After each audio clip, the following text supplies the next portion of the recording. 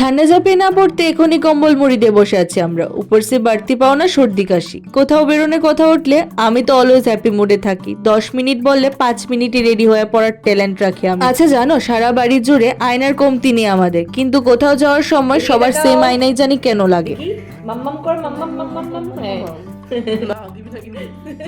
হালকা ঠান্ডায় পরার জন্য কিছু রাফ ইউজের সোয়েটার লাগবে, তাই ফার্স্টে বাজার কলকাতাতে যাই। সেখানে কালেকশন সো ছিল, যাও এক দুটো পছন্দ হয়, কিন্তু সাইজ অ্যাভেলেবেল ছিল না বলে স্লিভ গুলো শর্ট পড়ছিল। তারপর আবার কি ঘুরে ফিরে পুরনো পরিচিত একটা শপে যাই। সেখানে অলওয়েজ পছন্দসই কিছু না কিছু ভালো সোয়েটার্স পাবো, তার প্রতি আমার আশ্বাস। কিন্তু সমস্যা হলো, আমাকে কোথাও নিয়ে যাওয়া আর কোনো বয়োজ্যেষ্ঠ ঠাম্মাকে নিয়ে যাওয়া প্রায় ওই একই কথা। কোথাও যদি বসার জায়গায় পাই, টুক করে বসে পড়ি।